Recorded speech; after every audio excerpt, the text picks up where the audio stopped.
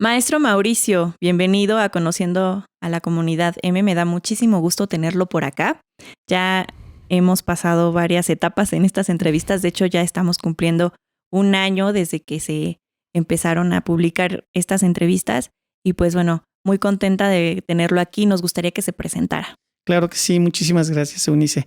Soy el maestro Mauricio Hernández Monterrubio, guitarrista, y tengo 9 años laborando aquí orgullosamente en la M. Maestro, cuéntenos más cómo fue que usted inició aquí en la M.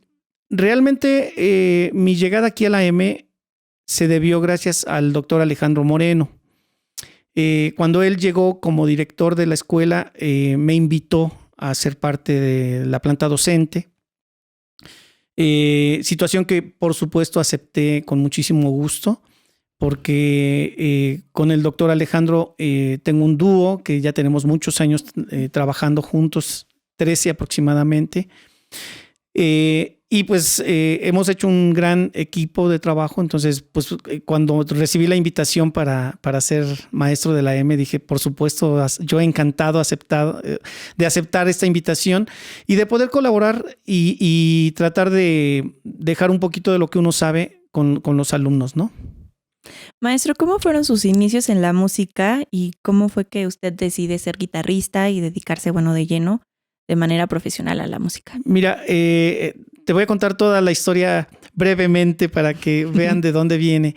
Yo soy el tercero de 4 hermanos y mi papá siempre quiso tener un hijo músico. Mi papá era un músico lírico, de oreja, como tradicionalmente decimos en la música popular. Y siempre quiso tener un hijo estudiado. Entonces, bueno, a mi hermano el mayor, pues nunca le llamó la atención, él le gustaba el fútbol y nada más el fútbol.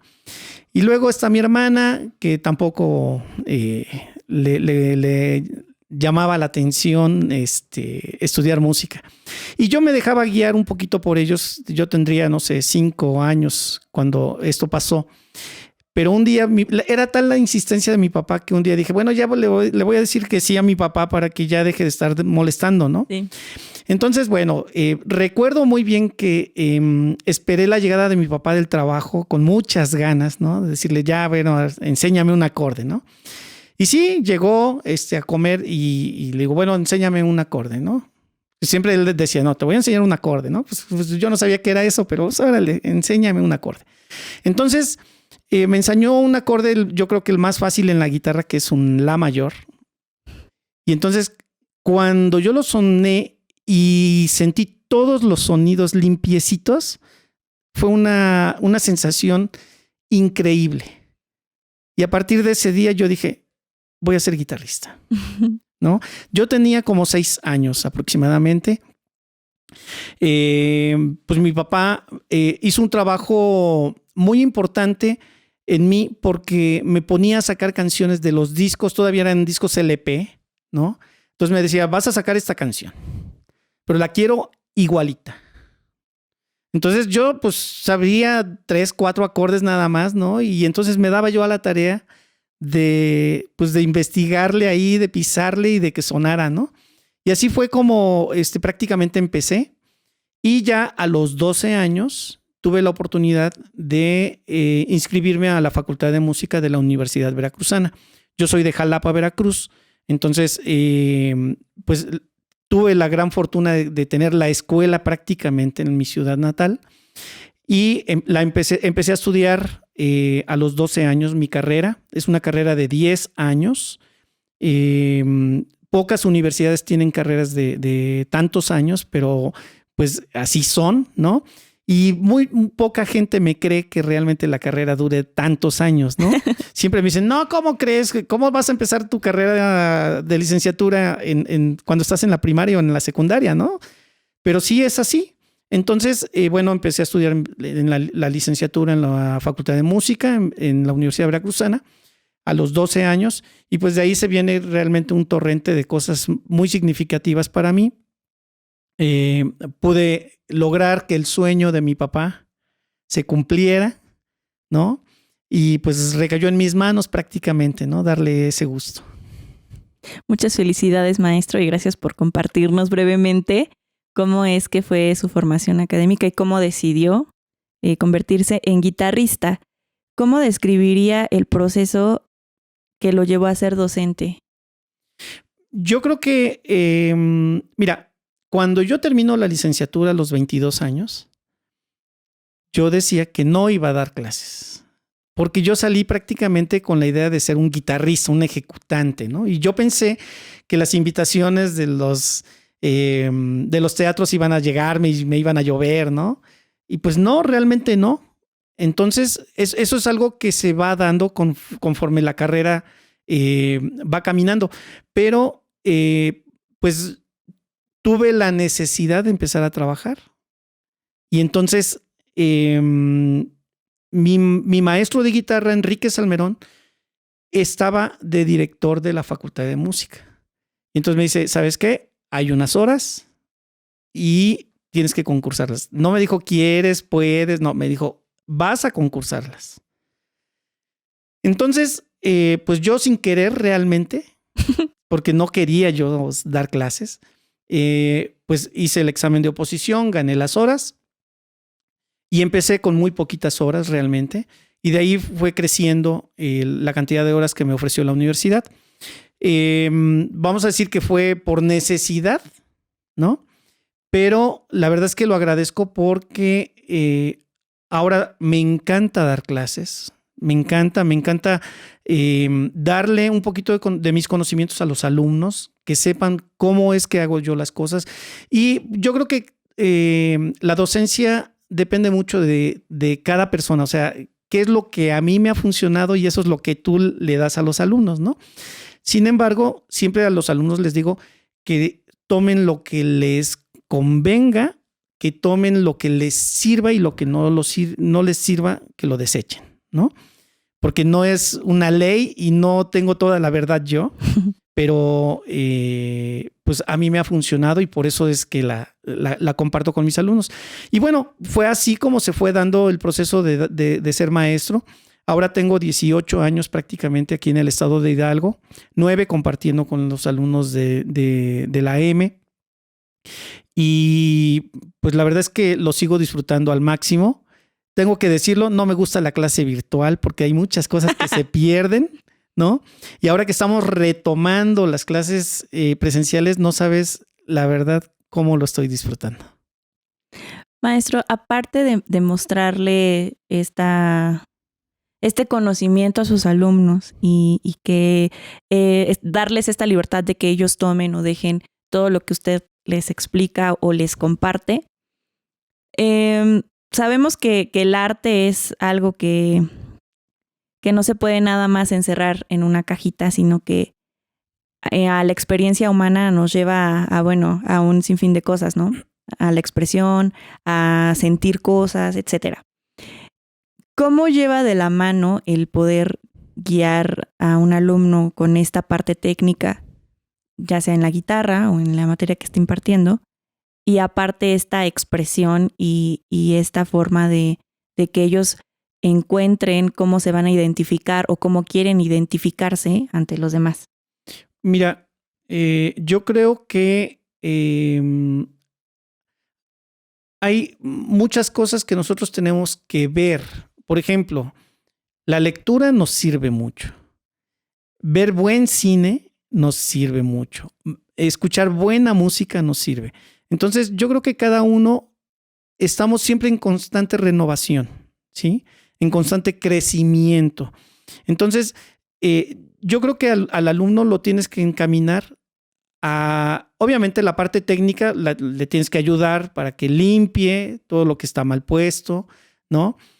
Pero a partir de ahí, mucho de lo que el alumno quiera hacer depende de él, ¿no? Si, por ejemplo, tienes un alumno y se la pasa oyendo música de banda, que en lo personal a mí no me gusta, ahí se va a quedar su conocimiento, o sea, va a tocar como músico de banda, ¿no? Pero si escucha un buen jazz, si escucha un buen blues, si escucha música clásica, bueno, yo por ejemplo soy amante de los boleros, ¿no? porque lo aprendí de mi papá. Las primeras piezas de las que hablaba yo al principio de la entrevista eran boleros. Eran boleros, ¿no? O canciones rancheras que mi papá me decía, tienes que sacarlas, ¿no? Entonces, tienes que ir reformando el gusto de lo que estás haciendo, ¿sí? Por supuesto que si lees una revista X que no te deja mucho, pues no vas a crecer, pero si lees poesía, si lees un cuento, si lees una novela, si lees a los grandes, todo eso por supuesto que te va a dejar más conocimientos y tú vas a ir aplicando, ¿no? Sí, y más por el desarrollo cerebral que pasa, ¿no? Es, por ejemplo, los que dicen, no me gustan las matemáticas y no quiero saber nunca nada de matemáticas. Bueno, no es que sea tan necesario para a lo mejor para tu vida o para lo que quieres hacer las matemáticas, pero todo el proceso cerebral y desarrollo cerebral que hace el que tú estudies matemáticas es algo impresionante que científicamente está comprobado, ¿no? Así todo es. ese desarrollo y cómo todo tu cerebro está interactuando con ambos hemisferios, igual en la música, ¿no? Así es. Y fíjate, déjame comentarte que pues tengo la fortuna de conocer a grandes músicos y pueden hablar contigo prácticamente de cualquier tema. O sea, son gente que está muy preparada, son gente que lee muchísimo, ¿no? Y pues obviamente eso les da una amplitud de conocimientos que por supuesto se vierten a la hora de hacer música, ¿no? De tocar un instrumento. Entonces, yo a los alumnos siempre les digo, bueno, es que no nos podemos quedar solo en tocar y tocar y tocar y tocar, ¿no? Tenemos que ver más allá. Yo ahorita, por ejemplo, le estoy encontrando un gusto a la lectura, estoy tratando de leer, digo, desgraciadamente el tiempo es poco porque las clases virtuales nos consumen mucho tiempo, pero trato en la medida de lo posible de leer prácticamente todos los días, ¿no? Un poquito, porque me ayuda mucho. Y no importa qué leas, pero que leas algo que te deja un conocimiento, ¿no? Por ejemplo, ahorita acabo de terminar un libro de Silvestre Revueltas. Entonces, estoy entendiendo muchas cosas de lo que es el nacionalismo de la primera mitad del siglo XX, ¿no? Y todo lo que tiene que ver con músicos como Carlos Chávez, como Manuel M. Ponce, Silvestre Revueltas, por supuesto, a Rolón, a Carrillo. O sea, sí, es información, ¿no? Que me está dejando esta lectura, que por supuesto cuando yo toque una obra nacionalista, pues entonces voy a tener herramientas para decir, esto lo puedo interpretar de esta manera, ¿no? Sí. Entonces son herramientas, vamos a dejarlo así, ¿no? Herramientas que te sirven para que cuando tú digas, necesito este tipo de herramienta, ahí la tengas y la uses. Claro. Sí, maestro. Le agradezco muchísimo el que estuviera hoy con nosotros compartiéndonos un poco de su experiencia, de su vida y también de cómo ha sido este proceso en el que usted ha estado aquí ya durante 9 años en la Escuela de Música. Y pues no me queda más que felicitarlo, no solo porque ha tenido logros como docente, sino también como músico.